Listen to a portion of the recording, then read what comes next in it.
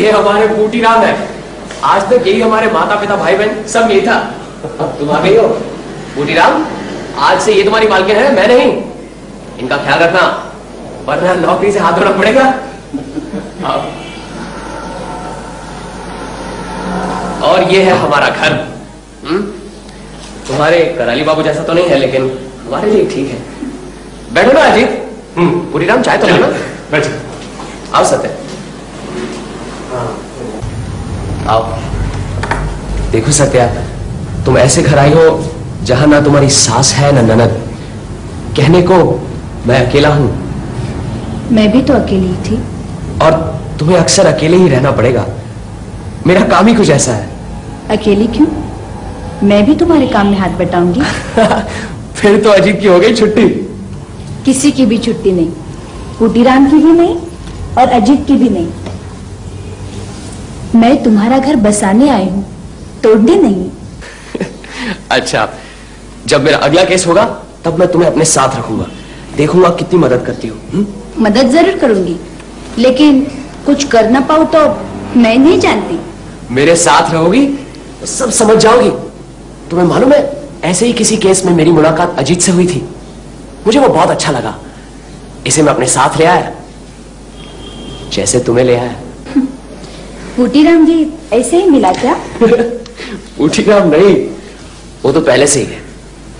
अच्छा, तुम्हें ये केस कैसे मिलते हैं? कैसे पता चलता है कहाँ तुम्हारी जरूरत है? कभी अखबारों से, कभी कोई खुद चला आता है, कभी कभी कुछ नहीं, बेकार घर बैठा रहता हूं। इसीलिए तो तुमसे शादी की है, ताकि बेकारी के दिन भी काम आए। अच्छा, तो मैं तुम्हारी बेकारी का इलाज हूँ? सिर्फ बेकारी क्यों, अब तो तुम मेरी हर धड़कन के साथ हो।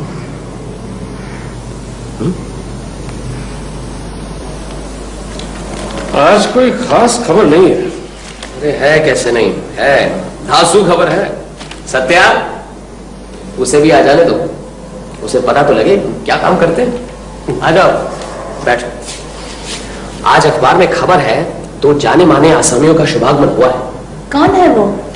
एक तो है शरद चंद्र चटर्जी के चरित्रहीन, जिनका आगमन विचित्रा सिनेमा हॉल में हुआ है। और दूसरे हजरत है रमानाथ नियोगी, जिनका शुभागमन अलीपुर जेल से हुआ है। शरद चंद्र के चरित्र को तो पहचानती हूँ, लेकिन ये रमानाथ नियोगी कौन है? चरित्रहीन की तरह रमानाथ नियोगी भी अपने वक्त के काफी शोहरत याफ्ता लोगों में से है। 8 साल पहले हर अखबार में मोटे मोटे अक्षरों में इनके कारनामे छपते थे। वो तो ठीक है, लेकिन हजरत है कौन? होने को तो सीधी सादी भाषा में चोर है, लेकिन छोटे मोटे धोती लोटा मार का चोर नहीं है। उनकी नजर हमेशा ऊंची थी। मारो तो शेर, लूटो तो लाखों। ऐसे तेज तरार और चौकस चोर आजकल नजर नहीं आते। ये तो दुर्भाग्य है हमारे देश का कि ऐसे महानुभाव आजकल बिल्कुल गायब हैं। निराश होने की कोई बात नहीं है। ये जो महानुभाव अब छूट कर आए हैं तो चुप बैठने वालों में से नहीं है। तुम देखना, ये रमानाथ नियोगी जरूर कुछ ना कुछ गुल खिलाएगा। हेलो, नमस्कार नमस्कार, कैसे याद किया? खून हो गया? ठीक है, मैं अभी आता हूं। आप पुलिस से कहिए कि लाश जैसी है वैसी पड़ी रहने दीजिए। हमें सिर्फ एक बार देखूंगा। अभी पहुंचता हूं। महाराजा रमेंद्र सिंह यहाँ के बड़े जमींदार हैं, उनके सेक्रेटरी का खून हो गया। चलो अजीत। सत्या, तुम्हारे आने के बाद ये पहला केस है, साथ चलोगी? ना बाबा ना, मुझे खून खराबा अच्छा नहीं लगता। तुम ही जाओ। कहीं जेल से छूटने वाला रमानाथ नियोगी का काम तो नहीं है? क्या मालूम, देखते हैं।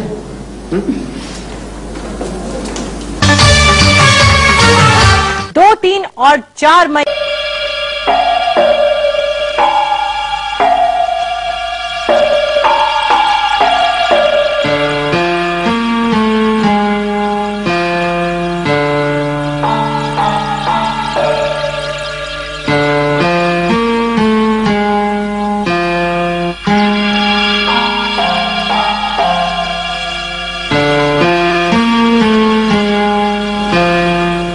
तस्वीरें ले ली हैं?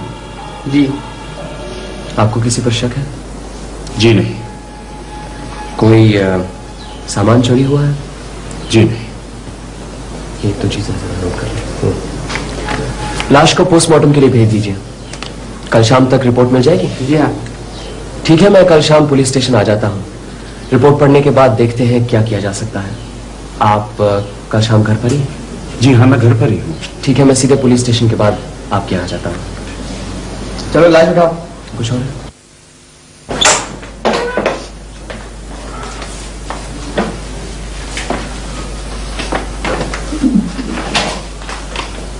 हरिहर जैसे सच्चे और ईमानदार नौकर बड़ी मुश्किल से मिलते हैं और उसी की हत्या हो गई, और वो भी एक पाशविक हत्या। हालांकि उसकी पुरानी जिंदगी कुछ अच्छी नहीं थी, और आप तो जानते हैं कि ऐसे गुमराह लोगों को अच्छे रास्ते पे लाने की हमेशा मेरी कोशिश रही है। हरिहर की पिछली जिंदगी अच्छी नहीं थी? क्या किया था उसने? चोरी, डकैती, 2500 बार जेल जा चुका था। पिछली बार जब जेल से सीधा छूटकर मेरे पास आया। एक मिनट। हरिहर के बारे में अखबार में पढ़ा तो जरूर है, लेकिन वो इतना कम है कि उससे कुछ खास पता नहीं चलता। आप यूं सोचिए कि हमें कुछ नहीं मालूम, शुरू से सब बताइए। ठीक है, मैं शुरू से बता देता हूं। आज से करीबन 6 महीने पहले, अप्रैल का महीना था, हरिहर पहली बार मुझसे मिला। हुजूर, मैंने आपका बहुत नाम सुना है, इसलिए आपके पास आया हूं। आप मुझे बचा लीजिए हुजूर, मैं अपनी जिंदगी बदलना चाहता हूं। क्या करते हो? आपसे झूठ नहीं बोलूंगा हुजूर, मैं कल ही जेल से करीब 7 साल बाद छूटा हूं। 7 साल की जेल? क्या किया था तुमने? हुजूर, सजा 8 साल की थी, लेकिन इस बार जेल में मुझे अपने आप से नफरत हो गई। सोचा ये भी कोई जिंदगी है। मैंने कसम खाई कि बस बहुत हो चुका, अब मुझे सुधरना चाहिए। मैंने सच्चे मन से जेल के सारे नियम कानून पालन किए, जेल में पढ़ाई लिखाई शुरू कर दी। मेरे अच्छे चाल चलन की वजह से मेरी सजा कम कर दी गई। करीब 1 साल पहले छूट गया हुजूर। कितनी बार जेल गए हो? हुजूर, जेल जाना मेरे लिए कोई नई बात नहीं थी। पिछले 30-35 सालों में मैं 6-7 बार जेल जा चुका हूं। चोरी, डकैती, जालसाजी सब कुछ किया है, लेकिन अब और नहीं। आपका नाम सुना है, आप दयालु हैं, लोगों को समाज में वापस लाने में मदद करते हैं। अगर आप मुझे एक बार सच्चे रास्ते पर चलने का मौका दें तो मैं आइंदा कभी खराब रास्ते पर नहीं जाऊंगा। आपकी मुझ पर मेहरबानी होगी हुजूर।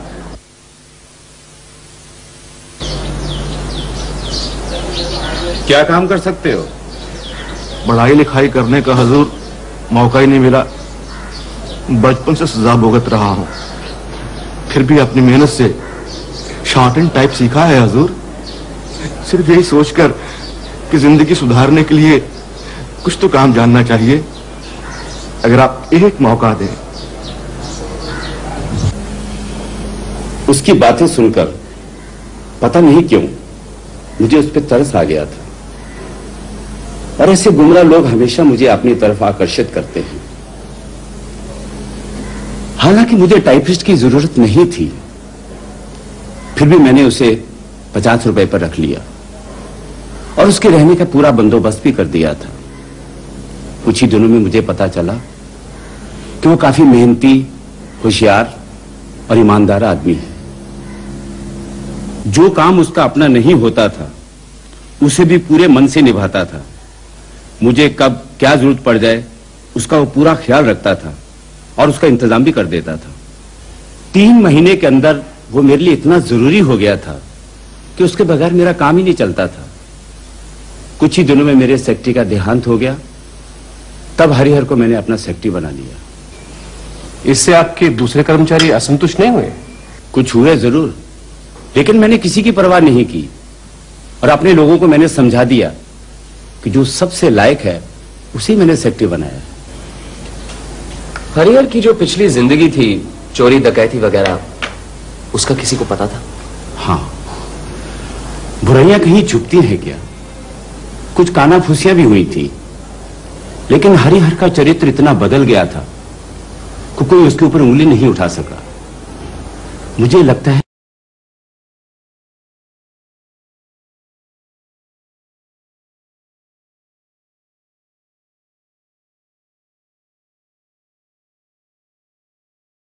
बेरोजगारी ने उसे गलत रास्ते पर डाल दिया था, और जब उसके हालात सुधरे तो उसकी बुरी आदतें भी दूर हो गई और सब उसकी तारीफ करने लगे।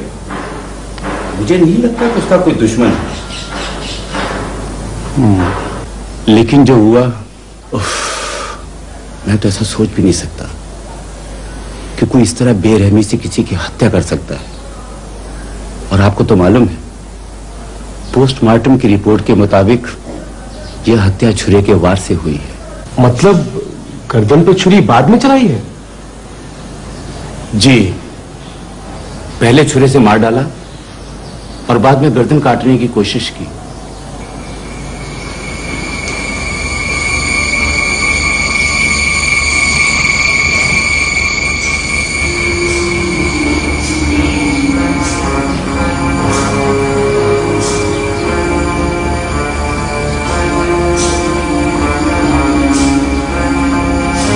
पुलिस अपनी कार्रवाई कर रही है, उसे करने दीजिए। मैं चाहता हूं कि आप मेरी तरफ से इस केस की अलग से छानबीन करें। मेरा प्रिय सेक्रेटरी उसकी की इस तरह से हत्या करके भाग निकले, ऐसा मैं बिल्कुल नहीं चाहता। पुलिस के साथ साथ आप अपना काम करें। आपको कोई एतराज तो नहीं? नहीं, मुझे क्या एतराज हो सकता है? पुलिस से मेरी कोई दुश्मनी थोड़ी है। तो ठीक है, आज से ही आप इस काम पर जुट जाइए। बस जुट गया समझिए। सिर्फ आपसे 2-3 सवाल पूछने हैं। पूछिए। आपने बताया कि हरिहर की आखिरी सजा 8 साल की थी और अच्छे चाल चलन की वजह से उसे जल्दी छोड़ दिया गया। जी। जब वो जेल से छूटा सीधा आपसे मिला? बिल्कुल ठीक, 6 महीने पहले। जी। आप हरिहर के बारे में कोई खास बात बता सकते हैं? आप किस बारे में ये बात पूछना चाहते हैं? पूछिए, मुझे जो भी मालूम है मैं आपको बता दूंगा।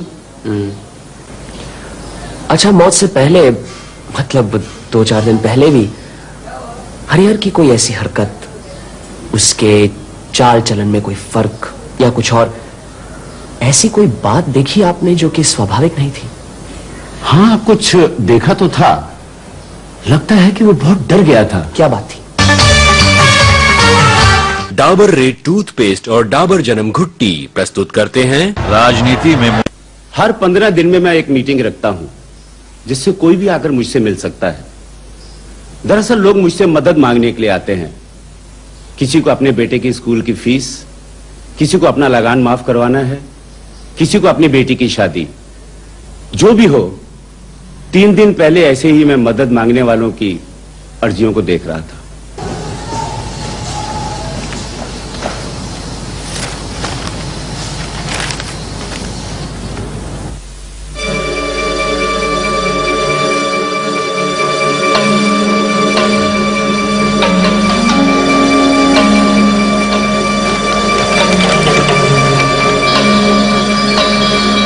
बात आ रही है? कुछ नहीं महाराज, आप अर्जी देखिए। ठीक है, जाओ, कल सुबह 10 बजे आ जाना।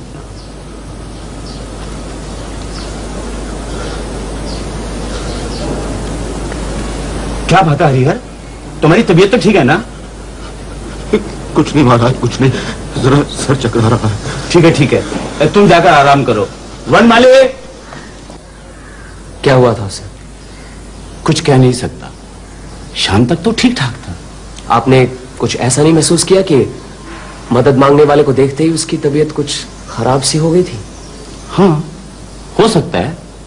हरिहर उस भिखारी को देखते ही परेशान हो उठा। आपने कुछ पता लगाया कि वो आदमी कौन हो सकता है? नहीं, हर 15 दिन के बाद 8-10 आदमी मदद मांगने के लिए आते हैं। मैं किस किस के बारे में पूछताछ करूं? अच्छा, एक बात बताइए, करीबन 8 साल पहले आपके यहां से एक कीमती लाल नीलम चोरी हो गया था? हाँ, गया तो था, लेकिन अभी तक वापस नहीं मिला। और उसे हासिल करने के लिए आपने 5000 रुपए इनाम का ऐलान भी किया था? जरूर किया था। क्या मैं पूछ सकता हूं वो इनाम आज भी कायम है? अरे कमाल है, यही सवाल मुझसे हरिहर ने भी किया था। अच्छा, कैसे कैसे? तब वो मेरा टाइपिस्ट था और उसे नौकरी में आए 1 महीना ही हुआ था। महाराज, आपका जो नीलम चोरी हो गया था, अगर वो आपको वापस मिल जाए तो आप 5000 का इनाम देंगे? ये तो बात बहुत पुरानी हो गई है हरिहर। अब तक तो पुलिस ने फाइल भी बंद कर दी होगी। मुझे मालूम है हजूर, अगर वो नीलम मिल जाए तो? क्यों नहीं, अगर मेरा वही नीलम मुझे वापस मिल गया तो तुम्हारा इनाम जरूर दूंगा। महाराज, अगर आज मैं भी वही सवाल करूं तो क्या आपका जवाब भी वही होगा? हाँ हाँ जरूर, लेकिन हरिहर का कातिल कौन है आप जानना चाहते हैं? मेरी समझ में तो कुछ भी नहीं आ रहा। और आपको कातिल का पता भी चल गया? जी, लगता है पता चल गया, लेकिन कातिल को गिरफ्तार करने के लिए जो सबूत और दलीलें पेश करनी होंगी उन्हें इकट्ठा करना पुलिस का काम है। लेकिन सबसे पहले कातिल का पता लगाना है। एक बार उसका पता लग जाए फिर उसके घर की तलाशी लेकर जो सबूत इकट्ठे करने होंगे वो कोई मुश्किल काम तो है नहीं। लेकिन ये बड़े ताज्जुब की बात है कि आप सचमुच हत्यारे को जानते हैं। आपको पता कैसे चला? आपसे किए गए चंद सवालों के जवाब से।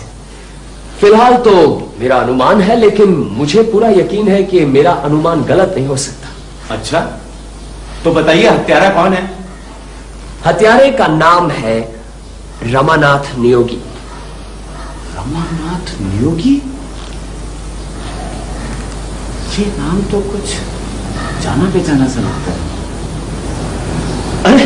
अरे ये तो वही है। जी हाँ, यही हजरत 8 साल पहले आपके यहां से काफी हीरे जवाहरात के साथ वो लाल नीलम चुरा ले गया था, और वही उस दिन आपके सामने अर्जी लेकर मदद मांगने आया था, जिसे देखकर हरिहर घबरा गया। क्या कह रहे हैं आप? उस लाल नीलम के लिए तो उसकी जेल में पूरी तलाशी करवाई थी और उसके पास तो कुछ भी बरामद नहीं हुआ। तब शायद उसके पास वो नीलम नहीं था। मेरी कुछ समझ में नहीं आ रहा है। अगर 8 साल पहले रमानाथ नियोगी ने वो लाल नीलम चुराया था और फिर तलाशी करने के बाद उसके पास वो नीलम नहीं मिला, तो फिर नीलम गया कहां? दूसरी बात मेरी समझ में नहीं आता कि अगर नीलम चुराया था तो उसने हरिहर की हत्या क्यों की? ये हरिहर की हत्या और नीलम की चोरी का आपस में क्या संबंध है? काफी संबंध है, सब पता लग जाएगा। अजीत, क्या वक्त हुआ है? 11 बजे। 11। अब आपका और वक्त नहीं लेंगे। आप आज शाम को मेरे यहां आने की तकलीफ कीजिए, सब पता चल जाएगा। हो सकता है आपका नीलम भी वापस मिल जाए। मेरा नीलम मुझे वापस मिल जाएगा? ये क्या बात कर रहे हैं आप? जी, मैं कोशिश करूंगा। आप 7 बजे आइए तो सही। अरे फिर तो सचमुच कमाल हो जाएगा।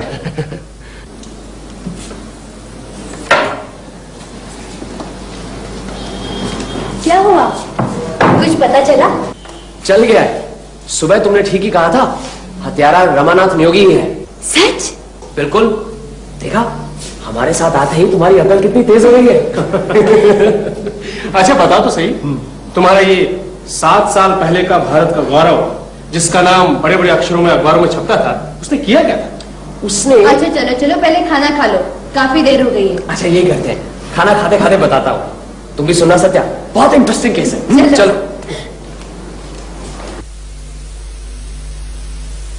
तब मैंने अपना काम शुरू ही किया था।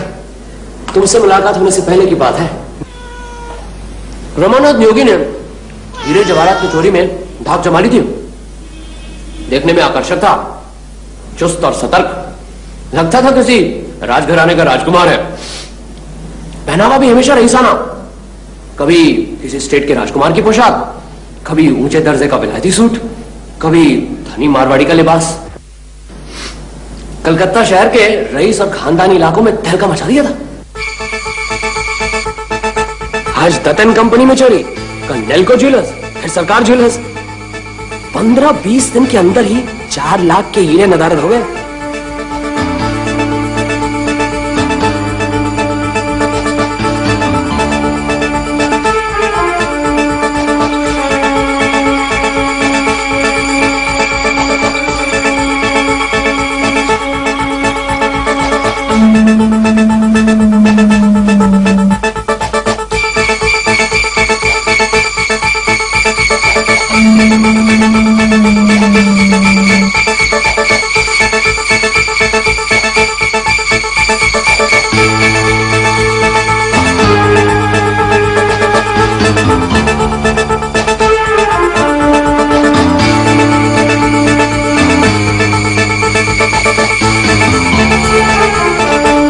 फिर एक दिन रमानाथ न्योगी की नजर महाराजा रमेंद्र सिंह के बंगले पर पड़ी। धनी रमेंद्र सिंह का शौक था दुर्लभ और नामी हीरे जवाहरात इकट्ठे करने का। एक कमरे में उन्होंने एक कांच के शोकेस में ये सब हीरे जवाहरात सजा कर रखे थे। काफी पहरा रहता था। फिर भी एक रात रमानाथ न्योगी अपना कमाल दिखा गया।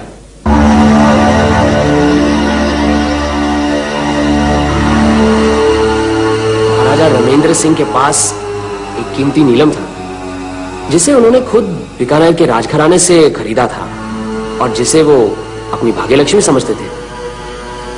रमानाथ न्योगी ने इसी अनमोल नीलम को उड़ा लिया। फिर नीलम के बारे में तुम्हें कुछ मालूम है? नीलम मतलब नीलम एक तरह का हीरा है, नीले रंग का। तुम्हें मालूम है? ठीक ही तो कह रहे हैं, नीले रंग के हीरे को नीलम ही कहते हैं। हाँ वो तो है, लेकिन तुम्हें एक बात मालूम होनी चाहिए। असल में बात कुछ और है। हमारे मुल्क में नीलम की कीमत उसके वजन से नहीं, उसकी तासीर पर होती है। नीलम शनि ग्रह का पत्थर है। उसका असर अलग अलग लोगों पर अलग अलग तरीके से पड़ता है। अक्सर तुमने सुना होगा कि नीलम पहनने से किसी की किस्मत खुल जाती है, या तो वो करोड़पति बन जाता है या फिर करोड़पति से फकीर। जो नीलम किसी को फायदा पहुंचाता है वही नीलम दूसरे को नुकसान। इसीलिए नीलम की कीमत उसके वजन से नहीं, उसकी तासीर पर होती है। अच्छा हुआ मेरे हाथ में नीलम नहीं है। फिर वो लाल नीलम मिला कि नहीं? महाराज रमेंद्र सिंह के यहां से करीब 25 लाख की चोरी हुई थी, लेकिन उन्हें सबसे ज्यादा दुख था लाल नीलम खोने का। उन्होंने उसके लिए अपनी तरफ से 5,000 रुपए इनाम ऐलान भी किया। फिर एक दिन रमानाथ न्योगी पकड़ा गया। सारे हीरे जवाहरात मिले, लेकिन आज तक वो लाल नीलम नहीं मिला। वही रमानाथ न्योगी 8 साल के बाद छूटा है। और मुझे यकीन है कि महाराज के सेक्रेटरी के कातिल का पता भी उसी से चलेगा। तुम कह के आए थे 7 घंटों में कातिल को यहाँ लाओगे। क्या सचमुच इन 6-7 घंटों में सब कुछ पता चलेगा? क्यों नहीं? सोच लो मुकेश। अजीत, हमारा काम होम्योपैथी की दवाई जैसा है। अगर मरीज के सिम्टम की सही पकड़ मिल जाए तो इलाज मामूली सी बात है। सही पकड़ मिल जाए तो उसे सुलझाना मामूली सी बात है। तुम्हें क्या लगता है केस की सही पकड़ मिल गई? मैं तुम्हें समझाता हूं। आओ सत्या।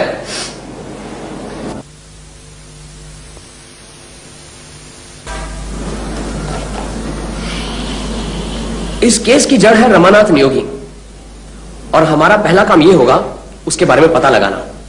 किस जेल में है या था, उसकी सजा क्या थी, कितने दिन जेल में रहा, और अगर छूट गया है तो कहां है। अजीत, जेल डिपार्टमेंट में हमारी पहचान के पंकज बाबू हैं। मुझे यकीन है कि वो सब कुछ छोड़कर पहले हमारी मदद जरूर करेंगे। पंकज बाबू को तो मैं भी जानता हूं। मैं करूं ये काम? हाँ, तुम भी जा सकते हो, लेकिन सवाल यह है इस केस को 3-4 घंटे के अंदर ही सुलझाना। इसीलिए मैं खुद ही जाता हूं। पंकज बाबू के यहां से रमानाथ न्योगी की जेल यात्रा या रिहाई की खबर लेकर मैं सीधा उसी पुलिस स्टेशन जाऊंगा जहां ये केस दर्ज है। वहां हर क्रिमिनल का रिकॉर्ड रहता है। वहीं से रमानाथ न्योगी का पता लगा लूंगा। फिर पुलिस की मदद से सर्च वारंट और अरेस्ट वारंट निकलवा दूंगा। मतलब कि जैसे भी हो और वो जहां भी हो, 7 बजे के अंदर उसे यहां लाऊंगा। इसलिए मैं खुद ही जाता हूं। सिर्फ 3 घंटे और 20 मिनट है, मैं निकलता हूं।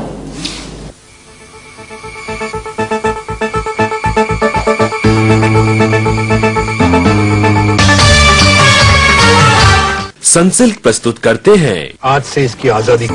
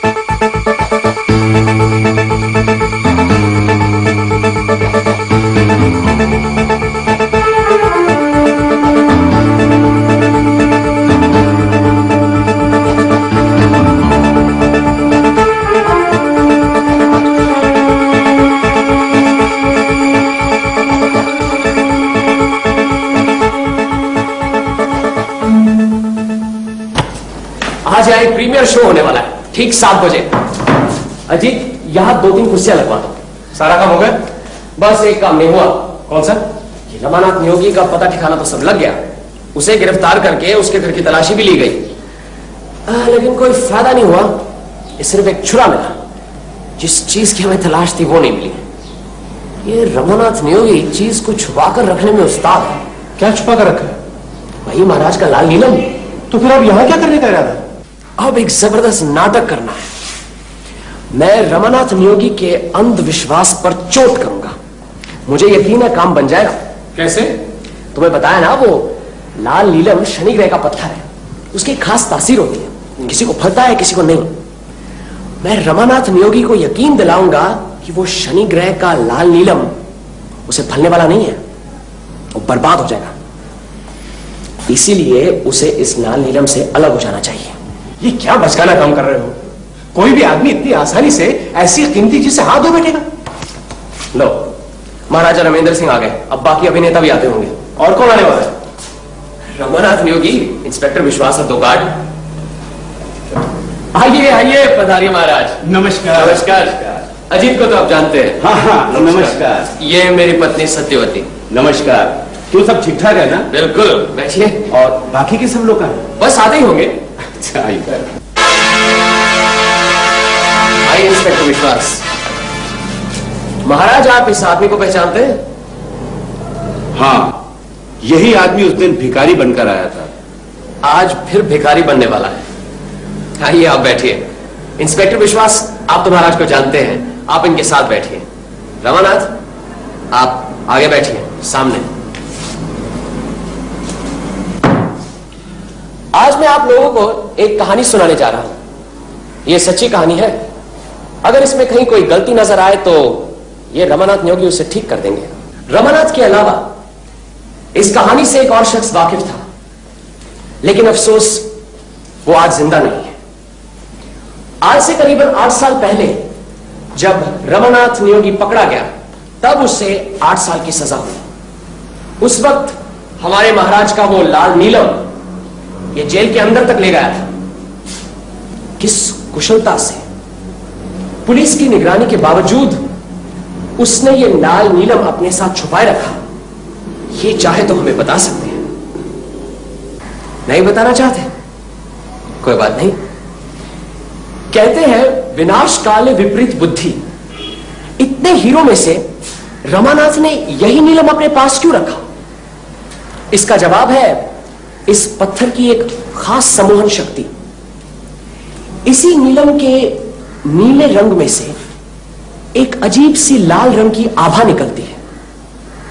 रमानाथ इसी नीलम के मोह जाल में फंसा और उसने हमेशा हमेशा उसे अपने पास रखने की ठान ली। लेकिन बदकिस्मती जब किसी का साथ देती है, तब उसे वह तबाह करके ही छोड़ती है। रमानाथ का भी यही हाल हुआ। शुरू शुरू में जेल में रमानाथ नियोगी एक दूसरे कैदी के साथ एक ही कमरे में रहता था। वहां इन दोनों की तलाशी ली गई थी, लेकिन वो नीलम कहीं नहीं मिला। क्यों? जेल में रमानाथ के साथ जो दूसरा कैदी था, वो था हमारे महाराज का सेक्रेटरी हरिहर रक्षित। हरिहर पुराना धागा आसामी था। बचपन से ही उसे जेल की हवा खाने की आदत थी। वहां हजारों तरह के चोर उचक्के देखे थे उसने, और वहां रह रहकर बहुत चालाक भी हो गया था। जेल के कैदियों के बारे में जो जानकारी रखते हैं, उन्हें मालूम है कि कुछ ऐसे कैदी होते हैं जो कि छोटी मोटी चीजों को छुपाने के लिए अपने गले में एक थैली सी बना लेते हैं, जिसमें जरूरत पड़ने पर रुपया, पैसा, चरस, गांजा छुपाया जा सके। ज्यादातर कैदी नशाखोर होते हैं और गले में इस तरह की थैली बनाने की जरूरत इसीलिए पड़ती है। हरिहर ने भी अपने गले में इस तरह की एक थैली बना ली थी। किस्मत से या बदकिस्मती से दोनों जेल के एक ही कमरे में रखे गए थे। दोनों में दोस्ती हुई। हरिहर ने अपना हुनर रमानाथ को बताया। कमाल कर दी है। अरे ये तो कुछ भी नहीं, इतना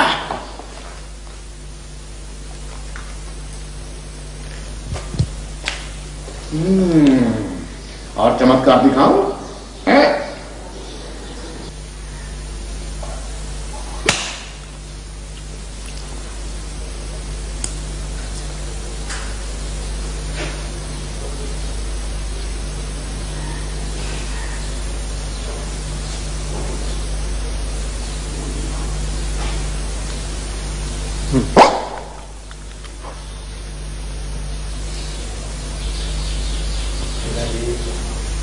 रमानाथ ने सोचा क्यों ना उससे फायदा उठाया जाए।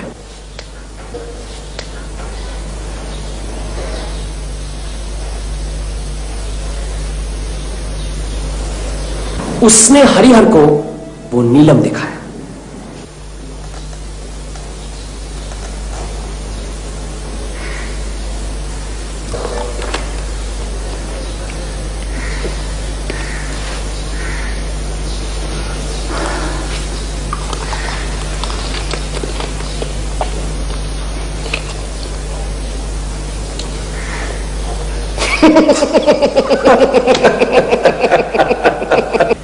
कुछ ही दिनों बाद हरिहर का उस जेल से दूसरे जेल में तबादला हो गया और यह जेल के रिकॉर्ड में दर्ज है।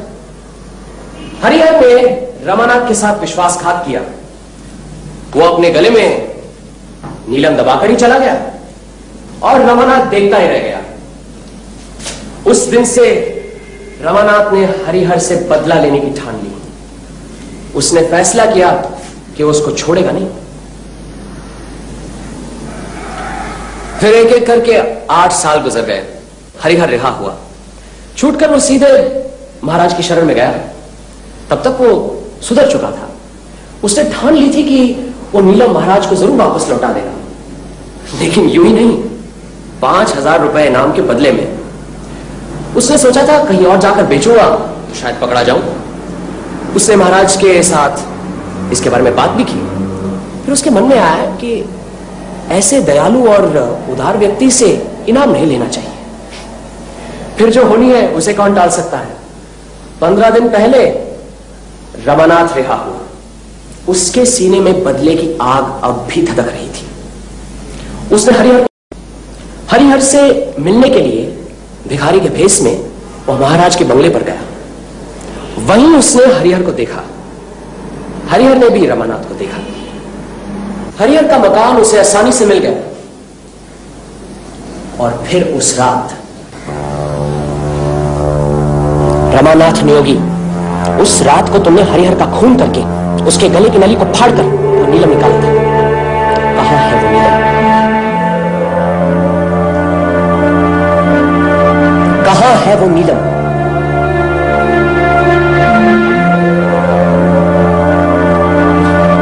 मुझे कुछ नहीं मालूम। मैंने हरिहर का फोन नहीं किया। मैं नहीं जानता ये कौन है। मैं नहीं जानता। कहां है वो नीलम? मेरे पास कोई नीलम उलम नहीं है। आपने जबरदस्ती मेरे घर की तलाशी करवाई और जब वहां कुछ नहीं मिला तो मुझे यहां पकड़ लाए। आप सब गैर कानूनी काम कर रहे हैं। मैं सबकी रिपोर्ट करूंगा। मुझे कानून अच्छी तरह मालूम है, अच्छी तरह मालूम है। रमानाथ नियोगी, तुम्हें नहीं मालूम वो लाल नीलम एक भयंकर और विनाशकारी पत्थर है। तुम उसके मुंह में फंसे हो। वो किसी को फलता है तो किसी को तबाह कर देता है। जरा सोच कर देखो, जब वो तुम्हारे पास नहीं था तब तुम ऐश कर रहे थे। तुम्हें कोई हाथ भी नहीं लगा पा रहा था। इस नीलम पर कब्जा करने के बाद तुम पकड़े गए। तुम्हें लंबी सजा हुई। जेल में तुम्हें हरिहर ने दगा दी। उसका क्या हाल हुआ ये तुम्हें अच्छी तरह मालूम है। फिर उसने वो नीलम अपने गले में छुपाया। उस गले की क्या दुर्दशा हुई ये भी तुम्हें अच्छी तरह मालूम है। अगर अभी तुम अपना भला चाहते हो तो उस नीलम के मायाजाल से निकल जाओ। वापस कर दो वो नीलम। वो नीलम नहीं, तुम्हारे लिए एक जहरीला नाग है। अगर तुम उसे हाथों में पहनोगे तो तुम्हारे हाथों की हथकड़ियां बन जाएगा। अगर तुम उसे गले में पहनोगे तो फांसी की रस्सी बनकर तुम्हारी जान लगेगा। तुम कुछ भी करो वो तुम्हारा सर्वनाश करके ही छोड़ेगा। तुम्हारे लिए उसकी यही फांसी है। नहीं चाहिए नीलम, मुझे नहीं चाहिए। ले जा नीलम, ले जा, ले जा नीलम।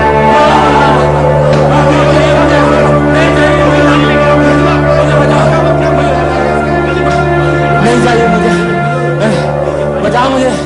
मुझे बचा, मुझे नीलम नहीं चाहिए, मुझे बचा, मुझे बचा,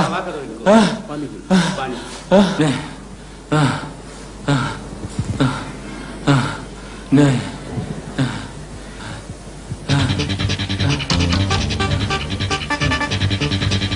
ये लीजिए आपका नीलम। धन्यवाद।